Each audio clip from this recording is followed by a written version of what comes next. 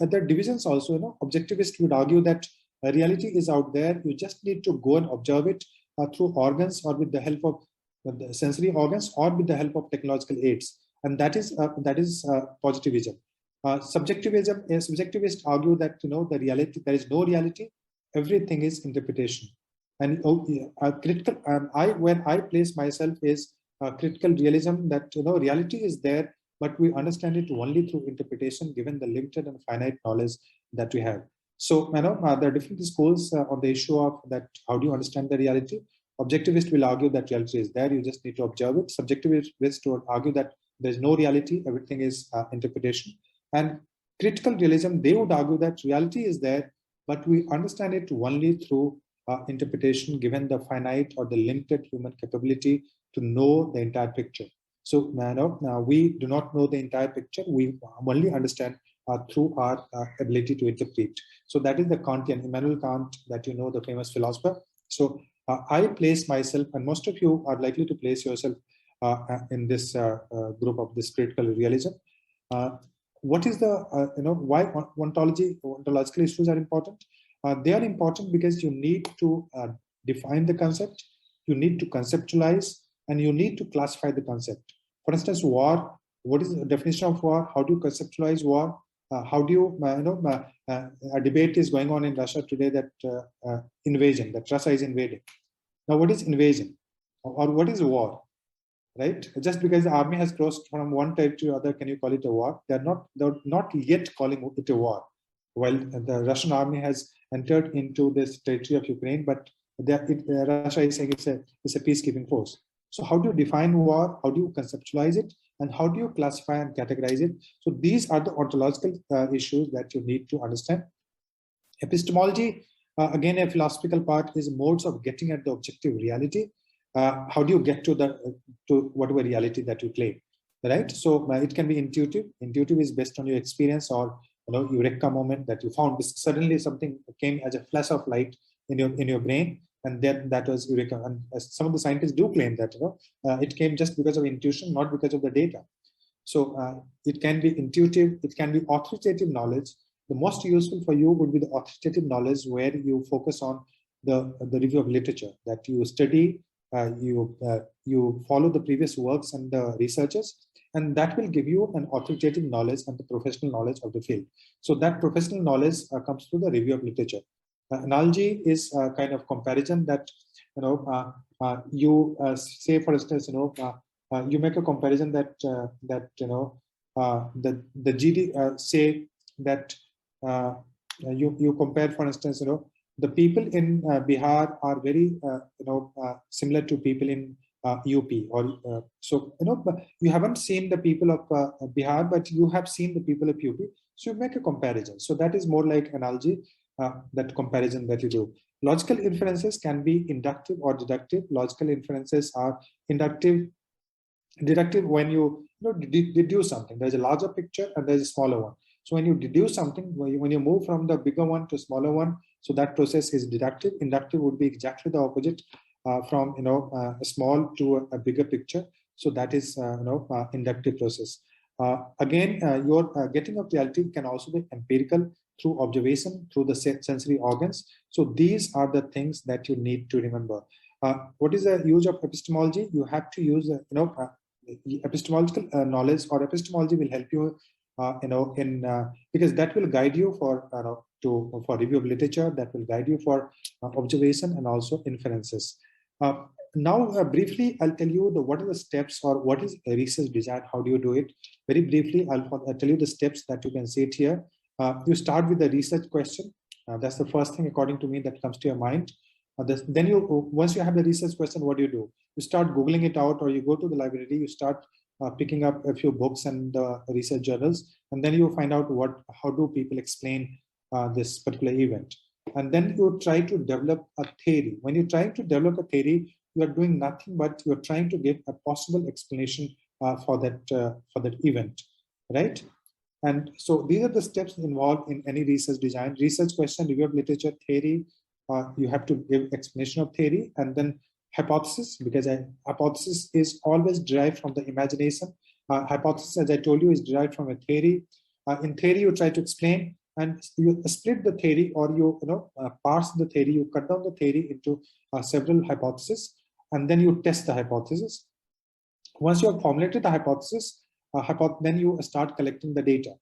You start collecting the data, and then you test the hypothesis with the help of data, and then you report the finding. So these are the steps involved in research design, and you can broadly follow it. And I'm talking about the scientific research today. So there are other types that I'm not focusing today.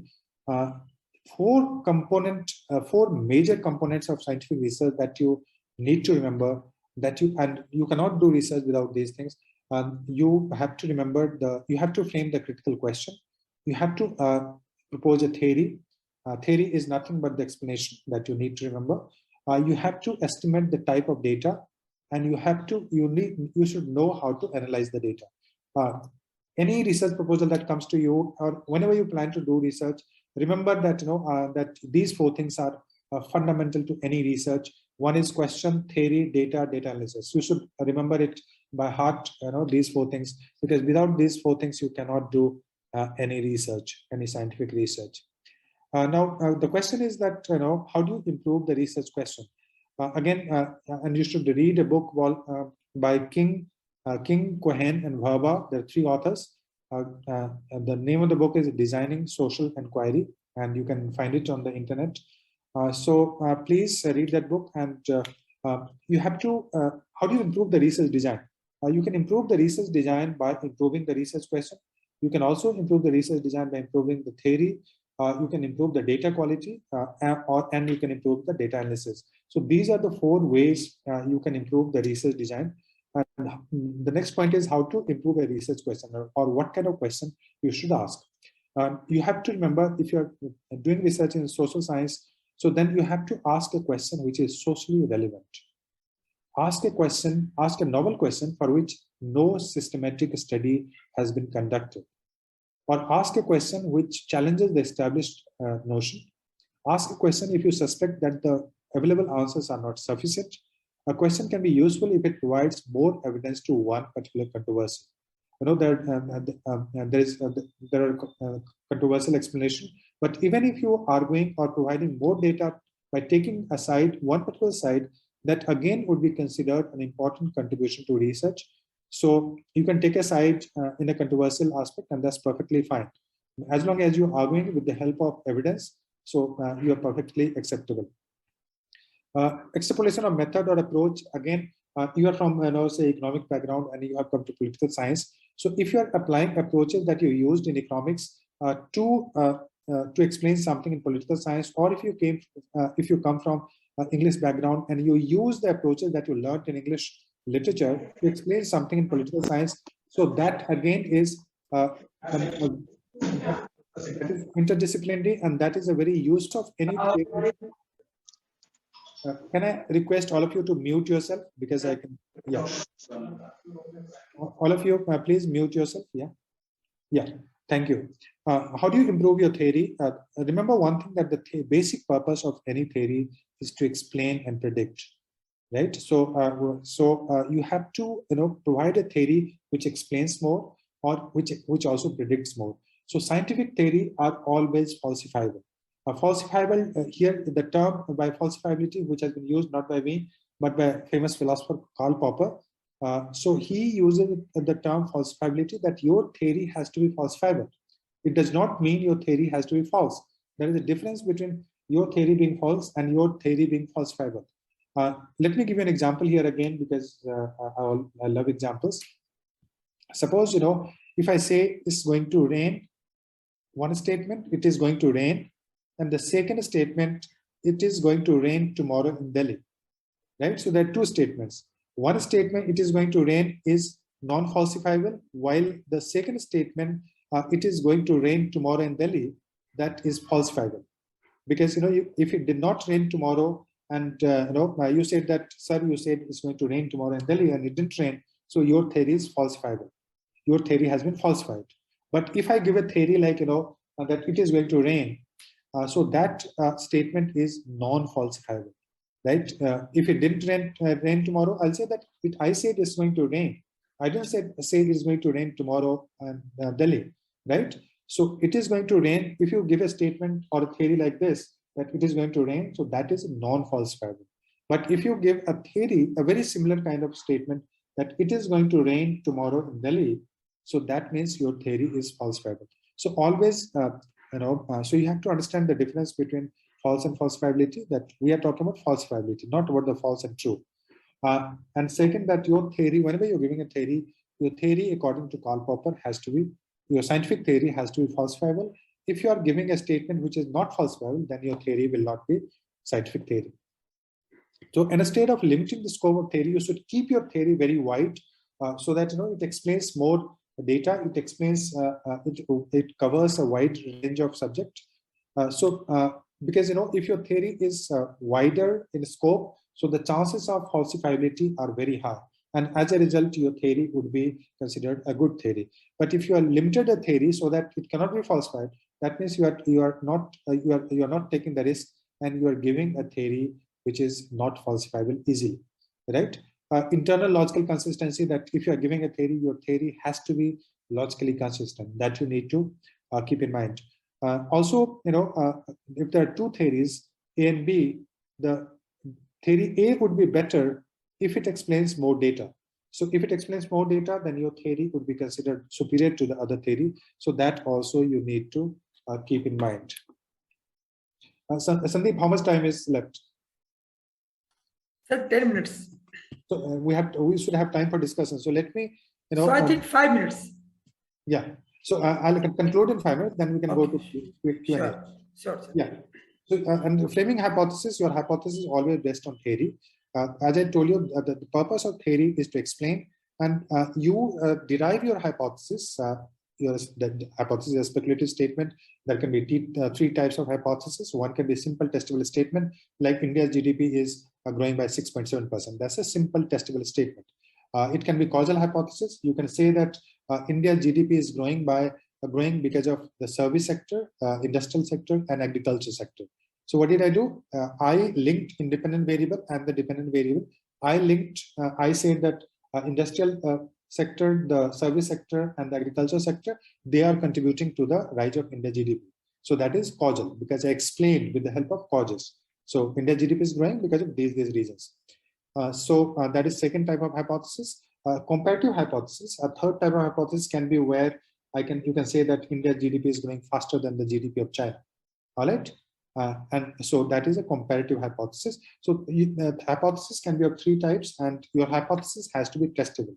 And as I told you, it's a speculative testable statement, so that you need to remember. I'm not getting more into details here. We do not have much of time. Data, when you're going to collect the data, you have to remember about the primary data, secondary data, and the primary data is the one that you collect yourself. The secondary data is the one which has been collected by somebody else, but you use it for your research. Many of the researchers, because it's not possible for many students in India to go and collect the primary data, so many of the researchers are based on the secondary data also. But best of the researchers, you should have primary data. And as I told you, primary data is the one that you collect it yourself, not when you use the government data or newspaper data or somebody else's data. So that is always a secondary data. The type of data, again, can be qualitative or quantitative, depending on the research question that you have, depending on the survey, the kind of surveys that you have done. Your research can be qualitative or quantitative. Your data can also be qualitative or quantitative. Data collection, it is done through the experiment, as people in science do in the lab. So they do some experiment and they collect the data about the growth in plant or the way the virus is behaving. It can also be indirect observation, for instance, archival sources, institutional data set of, say, the government of India, IMF, World Bank, United Nations, etc. So that can be indirect data. And again, it can be direct observation by you when you do a survey, or when you do a field work, or when you conduct an interview. All right, data quality. Yeah, so I told you the validity and reliability. Validity is about measurement. Reliability is that your research will be reliable. If other person also follows the same procedure and same data, that person should also come to the. And your research can also be qualitative and quantitative. So depending upon whether you have collected the data, quantitative data, or you have done the collective qualitative data, case study, historical studies, and discourse-based studies are mostly, I'm not saying all of them, but mostly qualitative studies. And in quantitative, you have statistical research, you have experimental research, even if you come from social science background, please remember that many of the researchers in social science today are highly quantitative. You have to learn quantitative method also to do a good research, because if you do a survey, many of the data would be quantitative. And UGC has now is asking all the universities to teach not only the qualitative but also quantitative methods to its students. So you have to learn both qualitative and quantitative. For quantitative, you'll have to learn stats a little bit, and also the tools to analyze the quantitative data. For instance, SPSS or Stata. So there are several tools, softwares through which you can analyze the quantitative data. So these are the things that you keep in mind. I'm not getting into stats today, and now, yeah, I've discussed about biases. So I think I've come to the conclusion of my presentation, and I'll be happy to answer any of the questions that you have. I'll give you 2 minutes to breathe and to think about the questions, and then you can ask me. But in the 2 minutes, I can also have some water and breathe a little bit. So thank you so much. Thank you for listening to me very carefully. I hope you enjoyed this presentation, and feel free to ask me any question related to this presentation or any other question related to research method. Thank you very much. Thank you, sir. So dear participants, if you have any questions regarding these lectures, you may ask the question.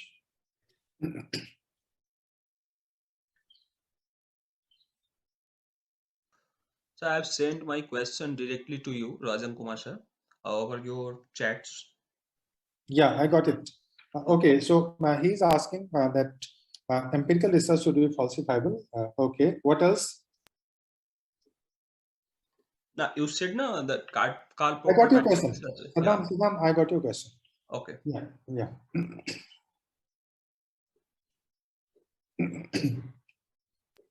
Okay, so let me answer this question before, so the other students or participants might ask other questions.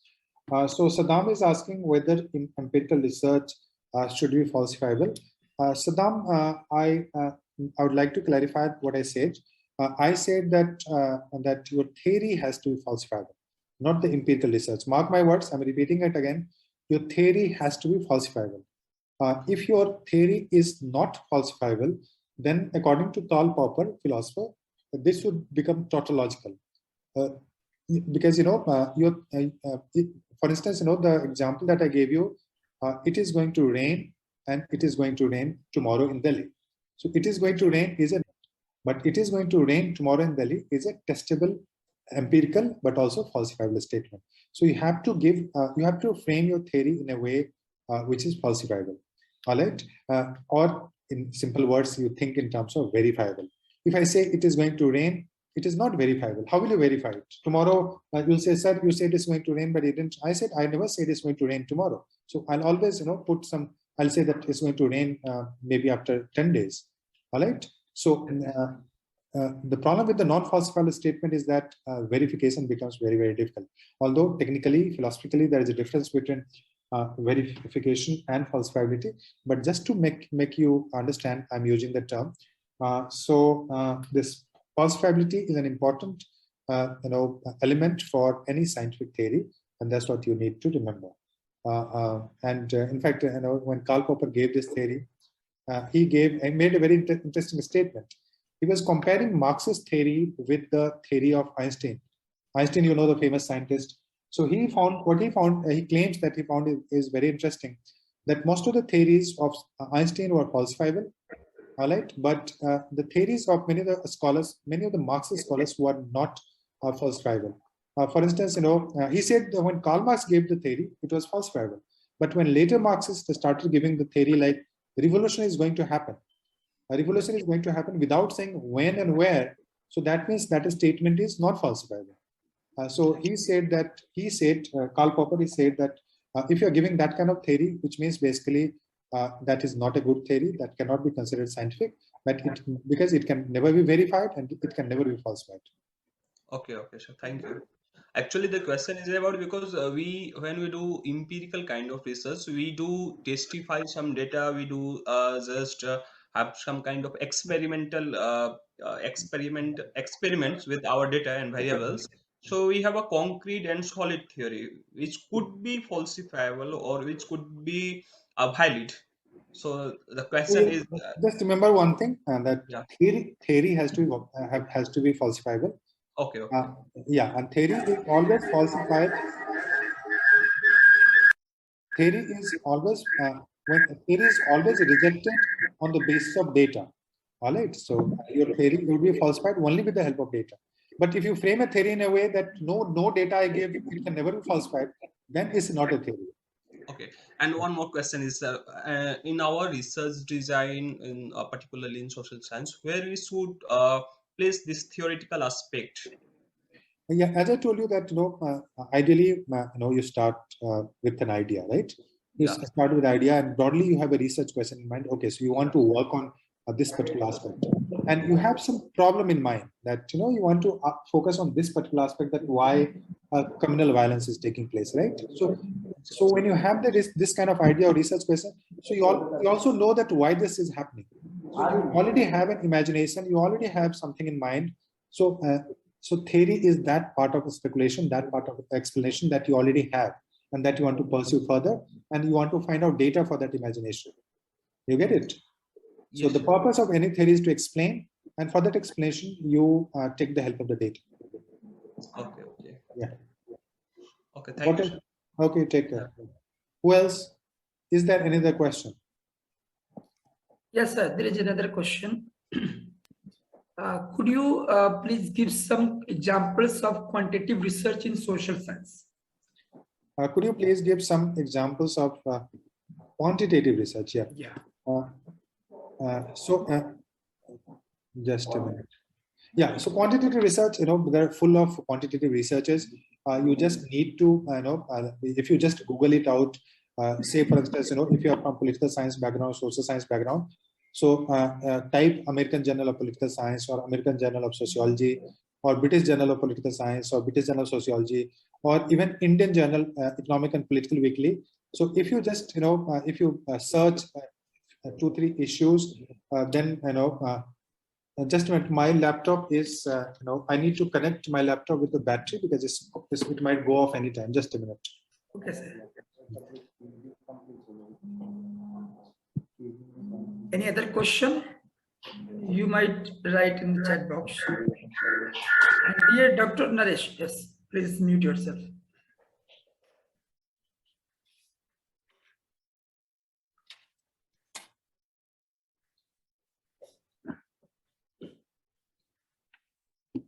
Okay, I'm back, and coming to that question of this quantitative method. So even if you search Indian Journal Economic and Political Weekly, so there are many many issues, articles where you'll find number of articles which are quantitative in nature.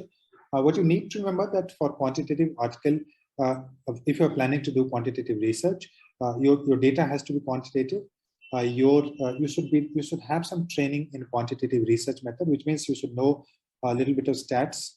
And then you should also know some of the softwares. For instance, some of the people can do with the help of Excel also. But more than Excel, you need to know SPSS or Stata or R. There are different softwares available. Some are paid, some are free. So you need to know these 3 things to analyze the data quantitatively. But remember one thing: whether you do qualitative research or the quantitative research, the conclusion will not be different, because the logic is same. Logic is scientific, inductive, deductive is the same logic which is applied in both qualitative and quantitative inferences. And one particular type of research is not better than the other research. So your data can be qualitative, your data can be quantitative. But yeah, because many of the research in social science today are quantitative. So we in university, we ask the students to learn quantitative method so that they can understand some of the articles published by the good journals in the world. Yes, Danesh Joshi, you have raised your hand. Yes, Mr. Joshi, go ahead, ask me. Joshi ji, unmute yourself. जी sir, मैं doctor Dhanesh Joshi बात कर रहा हूँ जी। Sir, जो research publication हो रहा है जी, उसमें जो मतलब पब्लिकेशन को लेकर कोई स्पेसिफिक जो MLA पैटर्न है या APA पैटर्न है, हाँ, सिर्फ उस पे ही मतलब बेस्ड किया जाना चाहिए कि हम दूसरे फॉर्मूले पे भी बात कर सकते हैं? नहीं, वो देखिए आप तो ये जहां भी आप पब्लिश करेंगे ना, जहां भी और ये आप पे नहीं डिपेंड करेगा, मुझे लगता है। ये आप किस जर्नल को भेज रहे हैं या किस यूनिवर्सिटी में, मान लीजिए आप यूनिवर्सिटी में रिसर्च कर रहे हैं, तो उस स्टाइल को आपको फॉलो करना पड़ेगा।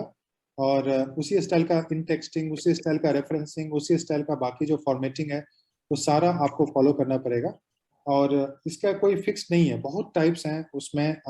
डिपेंड करता है कि जो भी जर्नल होता है उसके टुवर्ड्स एंड एक गाइडलाइन होता है, या जो बुक जो पब्लिश करते हैं तो उसके भी गाइडलाइंस होते हैं।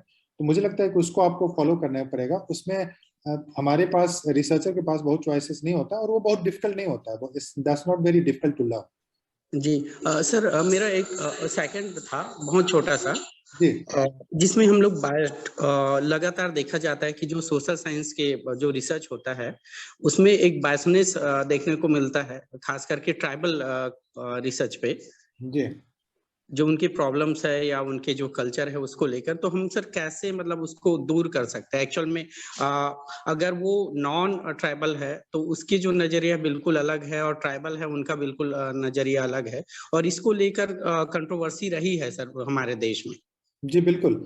यही तो मैं बोल रहा हूँ कि जो पूरा डिसिप्लिन ऑफ एंथ्रोपोलॉजी है, एंथ्रोपोलॉजी, उसमें ये पूरा डिबेट बहुत ही फियर्स डिबेट है। क्योंकि कई बार और उसी की चर्चा मैं कर रहा था ब्रीफली, कि आप जो रिसर्च करते हैं उसमें एथनोसेंट्रिसिटी नहीं होना चाहिए। एथनोसेंट्रिसिटी का मतलब होता है कि हम एक सर्टेन कल्चर वैल्यू सिस्टम से आते हैं, और जब दूसरे कल्चर में हम विजिट करते हैं तो उसको हम जज करते हैं। और जज कैसे करते हैं? हमारा जो रेफरेंस पॉइंट होता है वो हमारा अपना वैल्यू सिस्टम होता है, और हम अपने वैल्यू सिस्टम को सुपीरियर मानते हैं। तो ये गलत है, और इसको आज के टाइम पे नहीं करना चाहिए साइंटिफिक रिसर्च में, चाहे वो एंथ्रोपोलॉजिकल हो या हिस्टोरिकल हो। उसको हम नहीं करते हैं, लेकिन ये खुलेआम होता है। लेकिन आप एज ए रिसर्चर, और there should be a difference between a researcher and a politician. Politician का अपने रीजन होते हैं क्यों वो एक इस ढंग से डिफरेंशिएट करते हैं, डिस्टिंग्विश करते हैं। लेकिन आपका as a researcher it's your duty that you should minimize your biases. अपनी एथनोसेंट्रिसिटी वैल्यू सिस्टम को आप नहीं उससे जज करना चाहिए, कम से कम जज नहीं करें। ठीक है, अब जो हो रहा है वो आप अपने तरीके से इंटरप्रेट कर सकते हैं, लेकिन आप जज नहीं कर सकते हैं कि वो इन्फीरियर है और आपका नॉलेज जो है वो सुपीरियर है, या आपका ड्रेसिंग पैटर्न सुपीरियर है, आपका ईटिंग पैटर्न सुपीरियर है। ये ट्राइबल ही नहीं, ये नॉन ट्राइबल में भी होता है। जब मैंने एक एग्जांपल दिया था ना, जब अंग्रेज भारत में आए थे तो वो बोले व्हाइट मैन्स बर्डन है, they had come here to educate people, they have come here to to make them humans, etc. So all of us, the people, and India also, we carry the value system. For instance, there's a huge debate that when people from India go to Africa, so they consider themselves superior. So that is ethnocentrism, right? Yeah. So we have to minimize, और ethnography एक method है, और participant observation का एक method होता है, जिसके में कि आप उस सोसाइटी में जाते हैं और वहाँ के लैंग्वेज कल्चर को ठीक से समझते हैं, और जो इंटर कम्युनिकेशन उस सोसाइटी में होता है तो उसको समझने की कोशिश करते हैं, और एथनोसेंट्रिसिटी को कम करते हैं। हेलो। यस सर, नरेश बाबू। हाँ सर, मेरा एक प्रश्न ये है sir.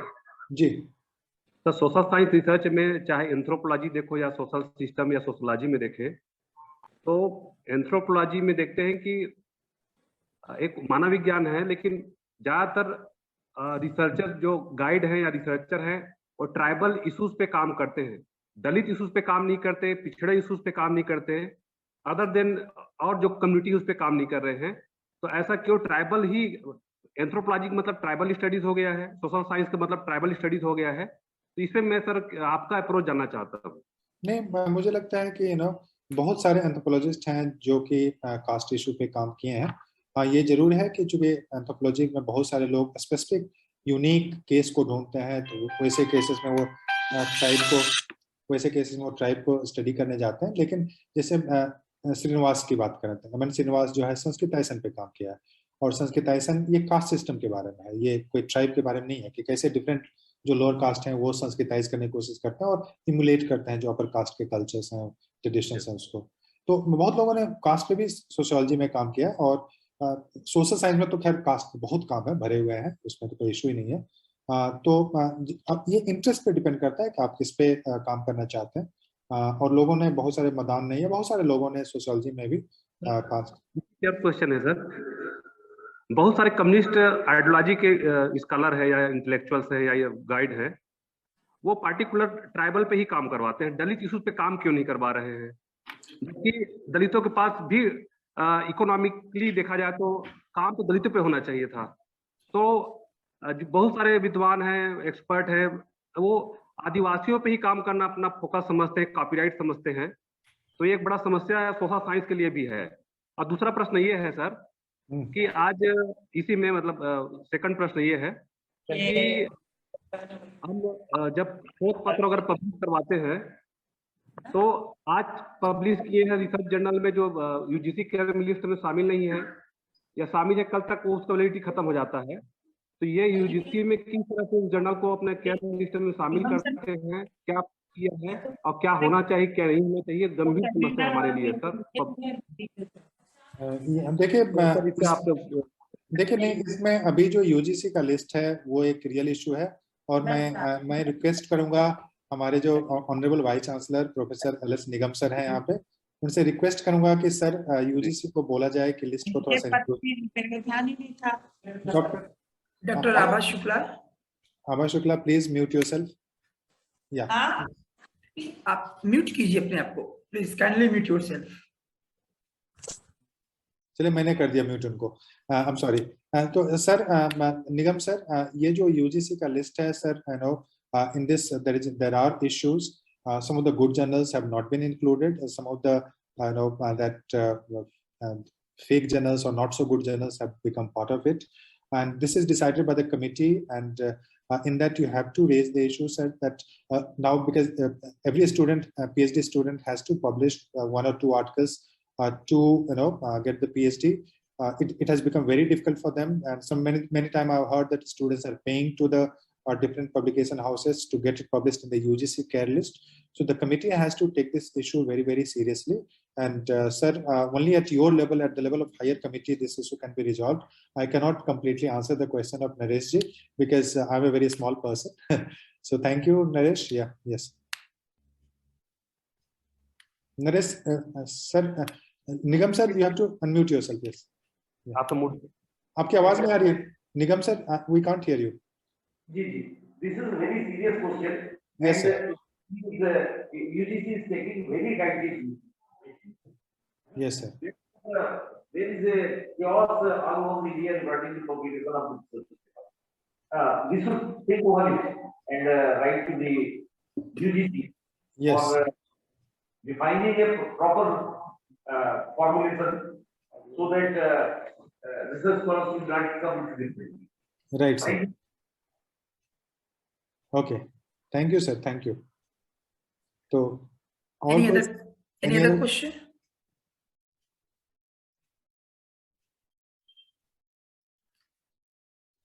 Any more question from the participants? Sir, should I comment on Dr. Naresh Kumar's question? No, actually, just leave it. Yeah, you can talk to. You can share a number and you can talk to each other so that. Okay. Yeah. So if there is no question, we can stop it here, Sandeep. Okay, sir. Also up. Yeah. Okay. Yeah. Okay, sir. Thank you so much for your deep insights on research, and I hope participants must be benefited from your insightful lecture. Thank you, sir, Professor L.S. Nigam sir, for having here. Thank you, Professor Rajan sir, for having here. And thank you all the participants to join FGS program workshop on research and publication. Thank you so much. Thank you everyone. Thank you so much. Hope to see you sometime. Thank you and wish you all the best. Bye. Thank you, sir.